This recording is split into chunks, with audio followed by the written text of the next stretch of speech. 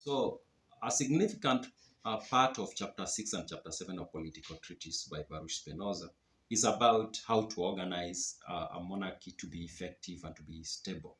Like he does tell us the weaknesses of monarchy as a form of government, but he also goes ahead and provides some of the things he thinks need to be done to make a monarchy a form of government that is reliable and stable.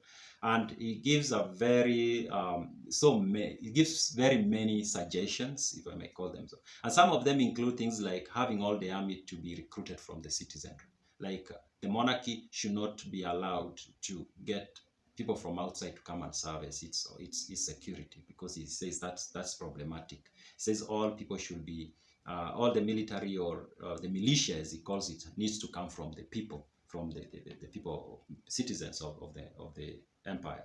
He also says every male adult needs to be trained as a soldier. And they need at least to serve for some time, because then that creates, he kind of like described like that creates a balance, so that the monarchy kind of respects the citizenry, so that he acts with he's very careful, or they are very careful on how they act.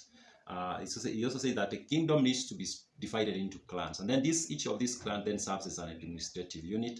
And then not only that, each of these clans will produce the members of the council that will help the king rule. And in fact, another suggestion he makes is that the king needs to have a council, and this council needs to take up the responsibility of advising the king and also helping the king come up with the laws and also implementing the laws. He says by so having that a council, I think his argument is that by having such a council in place, then you prevent a situation where you are going to have a hidden aristocracy, where the king has to rely on other friends and relatives who the public doesn't know, and those people who know what their interests are.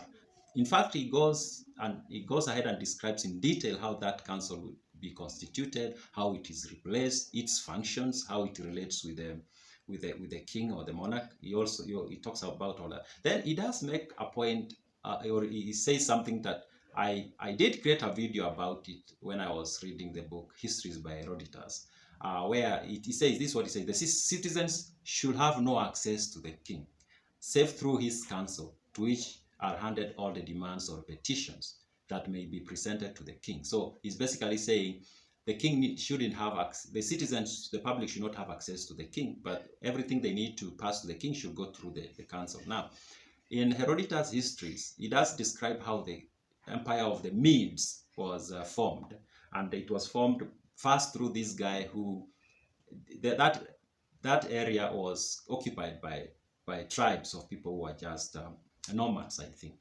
And then they would have these arguments and disputes among themselves. And then there was this guy, I'm forgetting his name, who they used to come to resolve these disputes. He was so much respected because he was such a good judge. Over time, they came to rely on this guy. At some point, this guy told them, you know what, I'm doing so much of this work, and while my work is lying there, nobody is handling it. I don't want to do this anymore. And they begged him, and they told him, we are going to make you king, and we are going to give you everything you need, so you don't have to go and work, so that you can continue this work. And then he came up with some of these structures, like he didn't want the people to interact with him, but people will send messages through courtesans. And the reason that Herodotus gives for this is that because he was the first king, there were many people who saw him as an equal in the public. And we usually have a lot of envy. And this is something as I pick from another writer, the guy who wrote 48 Laws of Power, Robert Greene. He talks about the envy.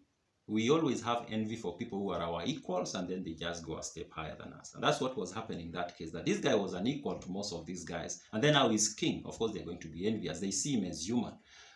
Because of that, he limited his access. So Baruch Spinoza does talk about that as one of the ways to make a monarchy strong. And then he talks of religion. He says the kingdom or the monarchy should not have a religion, but the king can have their own private praying place. They can let everybody else pray to whatever god or whatever religion they want to practice.